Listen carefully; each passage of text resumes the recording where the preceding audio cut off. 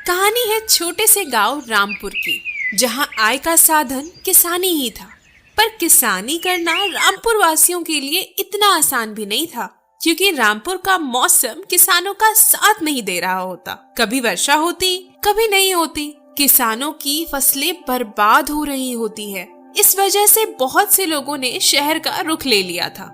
गांव के अधिकांश पुरुष किसानी छोड़कर अब शहर में ही कुछ काम करने लगे थे। इस वजह से गांव वालों को आने जाने में दिक्कतों का सामना करना पड़ता। अपनी सुविधाओं को देखते हुए सभी ने स्कूटर और मोटरसाइकिल खरीद ली थी।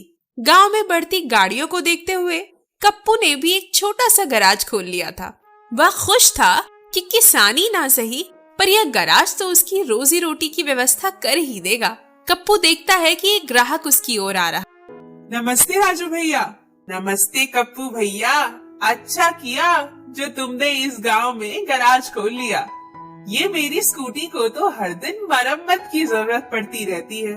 ना जाने कौन सी अशुभ घड़ी में मैंने ये स्कूटी ली थी। जितना शहर में जाकर कमाता हूँ सब तो इस स्कूटी पर खर्च हो जाता है। क्या परेशानी है राजू भैया? अब ये तो स्कूटी से ही पूछनी पड़ेगी। चलते चलते रुक जाती है। एक नंबर की नखरेबाज स्कूटी है। ना जाने क्या दिक्कत है इसे। कोई बात नहीं राजू भैया, आप इसे यहीं छोड़ दीजिए। 2 घंटे बाद आइएगा, आपको स्कूटी सही सलामत मिल जाएगी। धीरे धीरे कप्पू के गैराज में भीड़ बढ़ रही होती है। भीड़ को देखते हुए राजू वहाँ पे अपनी स्कूटी छोड़कर चला जाता है। अन्य लोग भी कोई अपनी गाड़ी का इंजन ठीक कराने आए होते हैं, तो कोई साफ सफाई कराने। धन्यवाद ईश्वर, मुझ पर अपनी कृपा बनाए रखने के लिए। अगर आज की ही जैसी हर रोज कमाई हो तो मेरे और मीना के लिए जीवन जीना आसान हो जाएगा। मुझे पता है आप हमेशा मेरे साथ हो। कप्पू गैराज बंद कर आसमान को देखते हुए बातें कर रहा होता है कि तभी वहाँ राजू आ जाता है। अरे कप्पू भैया, अपनी गैराज बढ़ा दी क्या? घर जाने की तैयारी है? हाँ, रात काफी हो चुकी है। वैसे भी गैराज का काम भी हो ही गया था। आपका स्कूटर भी ठीक हो गया है। हाँ, पर मुझे अब उस स्कूटर की जरूरत नहीं। मैंने दूसरी स्कूटर ले ली है। तुम रख लो उसे। वैसे भी उसे खरीदेगा कौन? हर दिन तो उसके पुर्जे ठीक करवाने पड़ते हैं। जैसा आपको ठीक लगे भैया, पर मैं इस स्कूटर को यूं ही तो नहीं रख सकता बिना इसका मूल्य चुकाए। मेरे पास कुछ पैसे हैं, आप इसे रख लीजिए, बाकी पैसे मैं धीरे धीरे दे दूंगा। कप्पू, तुम तो वाकई बड़े ईमानदार हो। ठीक है, मैं ले लेता हूँ। जब भी पैसे आए दे देना, कोई जल्दबाजी नहीं। राजू पैसे लेकर वहाँ से चला जाता है। कप्पू खुले आसमान के नीचे राजू के उस स्कूटर के पास जाकर कहता है, आज से तुम मेरे स्कूटर हो दोस्त। मिलता हूँ कल सुबह। कहाँ रह गए ये? इतनी रात हो गई। तभी कप्पू आ जाता है। आ गए आप? काफी देर हो गई। हाँ, आज का दिन थोड़ा व्यस्त था, पर अच्छा था। सब ईश्वर की कृपा है। मैं आपके लिए खाना ले आती हूँ। अगली सुबह कप्पू फिर से तैयार होकर अपने गैराज की ओर चल देता है। गैराज में आज भी ग्राहकों की थोड़ी बहुत भीड़ जुट गई थी। कप्पू को काम करते हुए शाम हो जाती है। भी वहाँ मोहन आता है। अरे कप्पू भैया, तुम्हें पता है बंसी चाचा और उनके पूरे परिवार ने आत्महत्या कर लिया। ये कैसे हुआ मोहन भैया? आपको तो सब पता है। ना जाने रामपुर में कौन सा कहर आया है। जो किसानी पर ही आर्थिक रूप से निर्भर है, उनकी स्थिति पूरी तरह से कमजोर हो चुकी है। और बंसी चाचा भी आर्थिक रूप से इतने कमजोर हो गए थे कि उन्होंने पूरे परिवार के साथ ही आत्महत्या कर लिया। ये तो बहुत बुरा हुआ। हाँ भैया, मैं तो बस इसलिए आया हूँ क्योंकि हम सभी गांव वालों ने तय किया है कि उनके परिवार वालों की अस्थियां पूरे सम्मान के साथ गंगा में बहाई जाए। इसीलिए सभी गांव वालों को गंगा किनारे बुलाया गया है। अच्छा भैया, मैं चलता हूँ। मोहन चला जाता है और कप्पू वहीं उदास बैठ जाता है। काफी रात हो जाती है, पर कप्पू ना कुछ बोलता है और ना ही कोई हलचल करता है। वो बिल्कुल शांत हो जाता है। वहीं मीना घर पर उसका इंतजार कर रही होती है, पर कप्पू को समय का कोई आभास नहीं होता कि रात के कितने बज रहे हैं। तभी अचानक कप्पू के चेहरे पर तेज रोशनी चमकती है। हाँ हाँ, कौन है, कौन है? कप्पू देखता है कि राजू के स्कूटर की लाइट अपने आप ऑन हो गई है। ये कैसे हुआ? कहीं फिर से कुछ खराबी तो नहीं हो गई इसमें? चेक करना पड़ेगा। कप्पू जैसे ही स्कूटर के पुर्जे निकालने वाला होता है कि तभी स्कूटर बोल पड़ा, हाथ मत लगाना वरना हाथ तोड़ दूंगा। मैं ठीक हूँ और मेरे सारे पुर्जे भी ठीक हैं। तुम बोल सकते हो? ये कैसा चमत्कार है? ये भगवान का चमत्कार है। मैं आज से नहीं, आज से 10 साल पहले से बोल सकता हूँ। पर कैसे?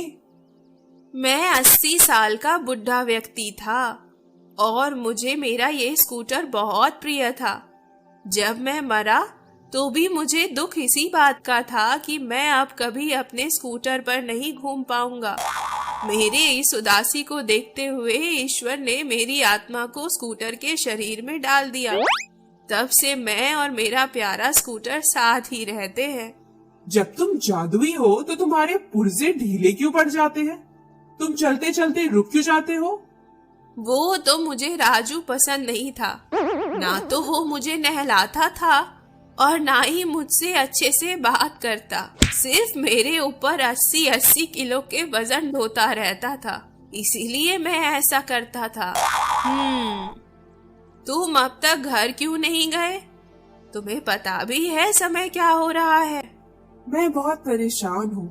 समझ नहीं आ रहा कि मैं गांव वालों को उनकी आर्थिक तंगी से बाहर कैसे निकालूं। मैं तो खुद लाचारी में जी रहा हूँ। चिंता मत करो, मैं तुम्हारी मदद करूँगा। कैसे? तुम्हें पता नहीं, पर मुझ में जादुई शक्तियाँ हैं। मैं 3 इच्छाएं किसी की भी पूरी कर सकता हूँ, पर उन इच्छाओं को पूरा करते ही मेरी मृत्यु हो जाएगी। मैं हमेशा के लिए अपने स्कूटर से अलग हो जाऊंगा। इस डर से मैंने कभी किसी को ये आभास नहीं होने दिया कि मुझ में जादुई शक्तियाँ हैं। फिर तुमने मुझे यह आभास क्यों कराया? क्योंकि मुझे पता है तुम मेरा दुरुपयोग नहीं करोगे। जो व्यक्ति दूसरों की पीड़ा में इतना डूब जाए कि उसे समय का बोध ना रहे, वो कैसे किसी को दुख देने का सोच सकता है?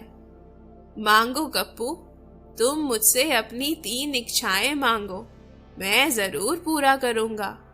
मैं चाहता हूँ कि रामपुर का कोई भी किसान किसानी करना ना छोड़े। उनके खेतों की फसलें कभी खराब ना हो, उनका कभी नुकसान ना हो।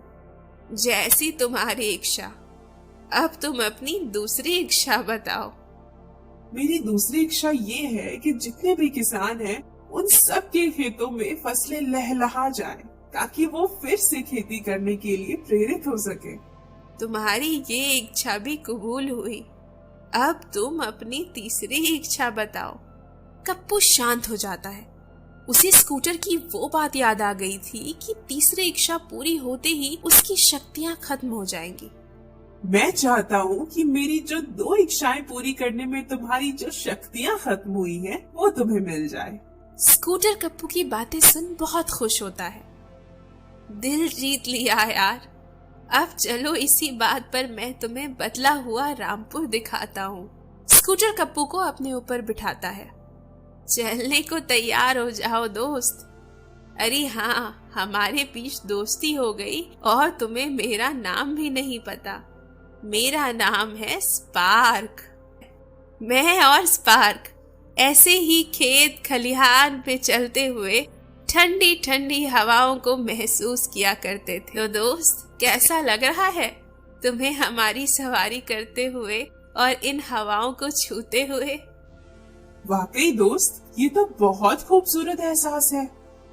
दोस्त नहीं, स्पार्क, स्पार्क। अब चलो, आ गए तुम किसानों के खेत में। देखो मेरा जादू, सारे खेत लहलहा रहे हैं ना? हाँ, ये तो चमत्कार हो गया। कल ये जमीनें बंजर थी और आज फसलें लहलहा रही हैं। सभी किसान अपने खेतों को देख खुश हो जाएंगे। अब चलो घर। हाँ। कप्पू स्कूटर के साथ घर आ जाता है। अगली सुबह किसानी जब अपने खेतों में जाते हैं तो लहलहाती फसलें देख उनकी खुशी का ठिकाना नहीं रहता। सभी गांव वाले जश्न मनाने लगते हैं। उस दिन के बाद से रामपुर गांव की मानो खुशियां वापस आ गई हों। सभी खुशहाल, पूर्ण और शांतिपूर्ण जीवन जीने लगे थे। कप्पू और उसका स्कूटर दोस्त पार्क भी बहुत खुश थे।